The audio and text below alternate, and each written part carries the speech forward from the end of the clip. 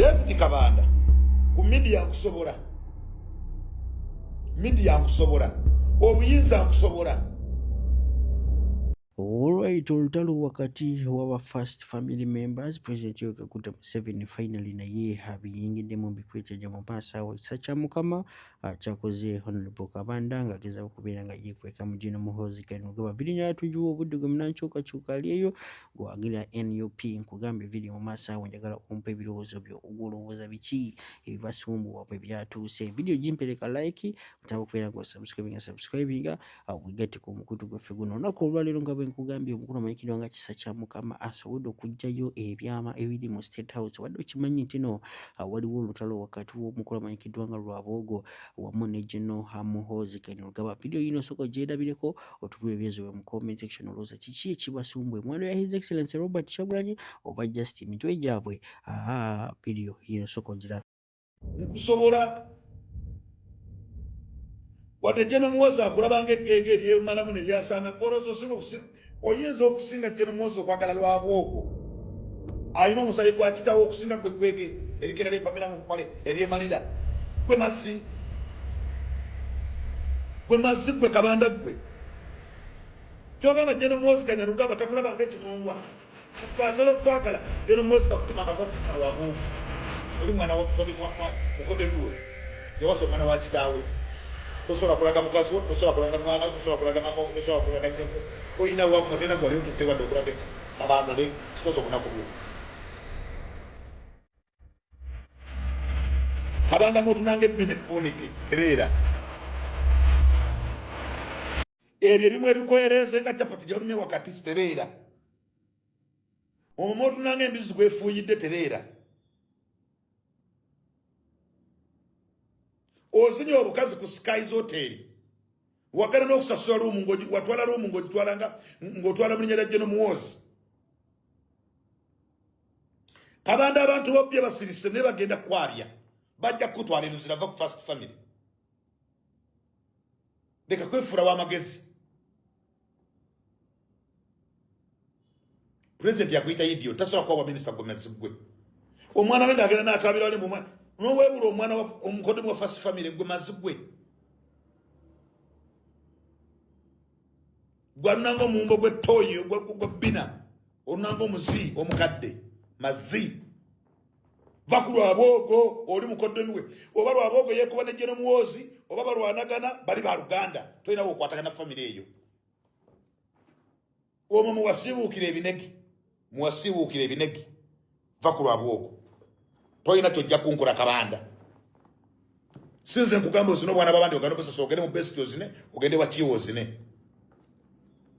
Alright, wadde beebuuza nga bagamba nti nebyadala His Excellency Robert Kyagulanyi lwaki yavuddeyo anapeyinga tribute eri omukulu General Moses Ali. Omukulu amanyikiddwa nga Fred Kajobirumbye byonna abyogedde mu eno video. Kimanyi video ziba wagirabye naye tewagitegereza. Njagala owulize eno clip giwa obudde n'ebirala byenkuwadde mu maaso awo byenjagala oba obudde otubulire ebirowoozo byo mu comment section. Do you think ebyadala His Excellency Robert Kyagulanyi abadde alina okupeyinga tribute oba yandivuddeyo anacelebrating? Naye mujjukire bulungi kino omukulu His Excellency Robert Kyagulanyi talina buzibu newolyo n'abeera ng'ali mu gavumenti kasita abeera ng'akola ebituufu. Mwali mulabeko ng'alumba General Tafido nedda wabula ate abeera abakola ki abalaba. Vidiyo yino sooka ogirabireko tumale tweyongere. Ndabye abantu bangi nnyo bali ku TV bali ku radio bannange leero obwana bwa Nuupu bwefuze olate bwajaguza nga Moses Ali afudde mwabadde kiki kankubuulire. Bana abaana bali ku social media baana bato n'abantu abakulu bamanyi ekyokukola bamanyani ow'okusekerera n'abatali kuwakusekerera. Omugenzi Moses Ali talina wadde koneri mu Uganda ery'obubbi nkiddamu ery'obubbi erisereza omuwa omusolo. Moses Ali abadde tayogera nko statement yonna erumba nkyukakyuka erumba His Excellency Robert Kyagulanyi Ssentamu tagikolangako tetulina nsonga lwaki tulumba omusajja oyo. Second, abatasomyeko byafaayo na history ebintu ebisinga obungi mu Uganda byetulina amene byakola ng'abiresebwa bikoze abaabirinamu omukono y'omu ku mugenzi Moses Ali.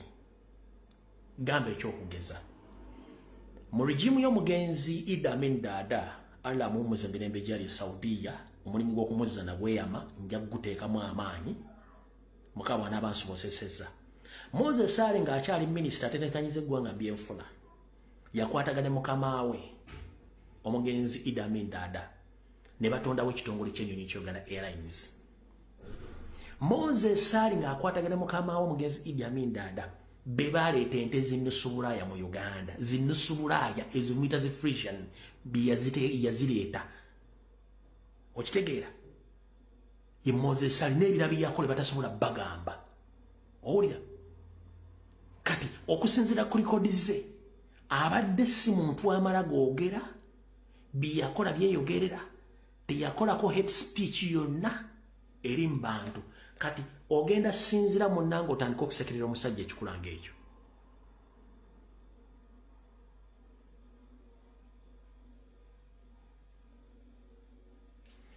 lwaki kubanga abantu bemudiringa nabo temubamanyi bano bemudiringa nabo bano omuntu ekikula kino tosobola muga nti asobola okutegerera ku level yo bano betudiringa nabo bano abo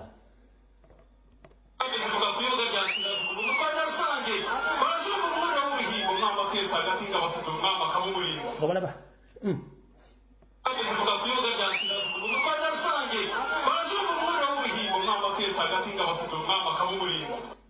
Ali kumukora afuwa.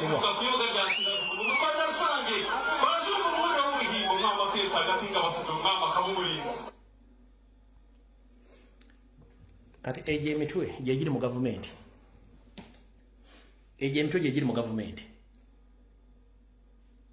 Tebasobola kukola babbi batemu kawo mentality yabata ejemitwe jiri mu government. Bonna balowoozanga batyo. Kati Moses Sali telinda buzibu naye yensonga kye twamukozeeko fujjo tetwasanyise kubanga records weziri asavinze eggwanga lye. Nema ne bali mu government. Ali kumukola afuwa lwali ngayogera n'ente. Ne bali mu government. Nojja mu kamera ogamba Mwanga Kivumbi was arrested by police. Court ne kuitwa police onyonye Mwanga Kivumbi noga ate fete tuina Mwanga Kivumbi wamukote you set up a red block, you stopped the Mwanga Kivumbi's vehicle, then after you helped the SFC goons to arrest the gentleman and he was whisked away in a drone. The public is questioning where is Honorable Mwanga Kivumbi. Then you come out to say that we don't have him in our custody. So who is fooling who? So they don't care about us. Nabagamba, they love their cattle more than we Ugandans. Oriya tudde ku mukolo kati binakwogera naati bana abantu abayise ente batudde nabo. Of course nazino ente zinnazo bali batudde ente zimu kwetu. Such figures ziri mu government. Ekyo nga tubitedde ku mabbali omukulu amanyikiddwa nga Fred Kajubirumbu ye aleese bwino omulala omukambwe. Njagala omuwulirize otugula ebirezo bye mu comment section. Mulowooza bano basajja ba state agents be bataddemu bantu abaana b'enkyukakyuka bajasobola okubeera nga bali influence ne basobola okubeera nga bakyusa minds zaabwe ne badda ku NRM oba PLU oba neera just bano basajja bali mu kubeera nga beekwata ku bisubi. Kize kusinza oba Kyagulanyi ground yamanda okubeera nga kola ki ginyuza tuwulire nyongera n'okujjukiza Sheikh Ashraf omusomi w'edduwa namaze 0711 mukubireko wamwe boxing kwa WhatsApp ajaso okubeera nga akuyamba. Luze sente zakola musimanye agricultural activities okulima enjaga obumonde byonna sente project ya Salimu Sale yamuteeka mu sente oyo taba nkona mutwe gukola sente luze mu fere teri mu feralima asupplying nsi mu Uganda lo supplying kitundu kimu Uganda emmere supermarket ya supplying mu East Africa supplying luze mu fere mu manyi oyo bantu balaga ati bakuteekera omuntu okama fledging ngati mugagga ina sente nga basomesa musime ba influencer. No, luze takyasobola kulinnya nnyonyi kugenda Dubai oba Middle East kugenda mu nsi yonna kubanga ali ku international wanted list y'abafere. kati Museveni ne Salim bibalina okukozesa okulaga nti buli kimu kisoboka naye nga tekisoboka. Eno video agenda gira luvuze mu fera supplying supermarket kyo mumondo benjaga.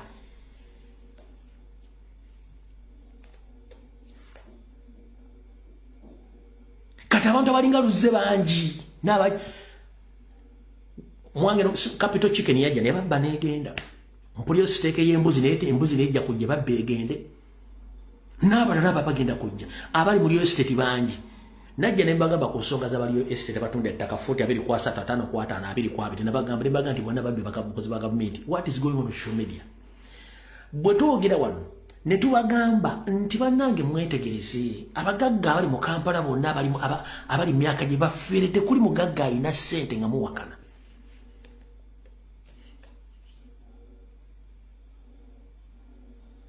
No sanga bwana bali ku social media nga yamba ombuza mama okola tasobola kunyoera mulimu gwakola nenga batunda abaana babandi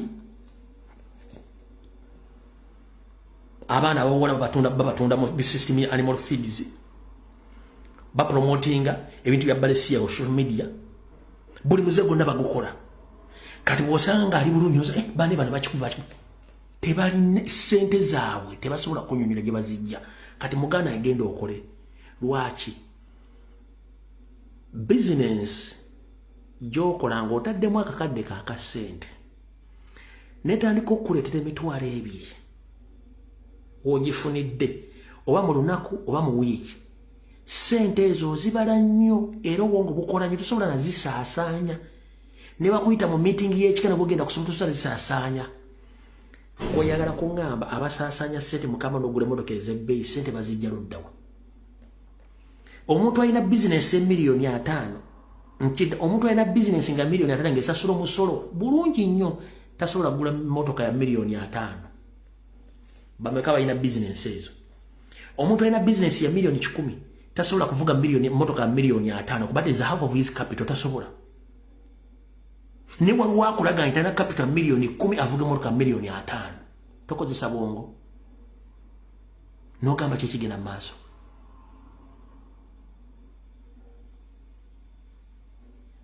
Twabagamba ko pastor mu mufere yajja kati atandise kwefula influencer zamula bulungi nnyo buli kimu nga bakitubagamba ano kijja kujja kubanga ffe tusoma mu project z'abaana abantu before nga mwe temunazitegeera tusoma information ekwata ku project mu 7 z'abazimba buli kanaku nga mwe temunazisoma zitegeera kati ogumba ne mwita pastor mgo oya alya gundi alya supplements oyo pastor alya supplement eyo project nene nnyo project ya baagala kumufuula influencer ngasobola kupulinga crowds mbokati bave ku kyabula badde kujje ekyo nate munakiraba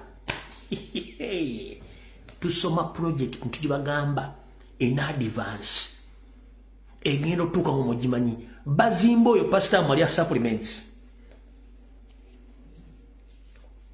ezo supplements z'abasula ebyuma oyo project nambe yawo the subject of matter muzimba mbwafuke afuka influencer ya wamanyi nga asobola okulagira clouds nkumi z'abavubuka nga zimuwuliramu eyo project weeri nene nnyo bwe temunagitegeera. This is not a pastor project.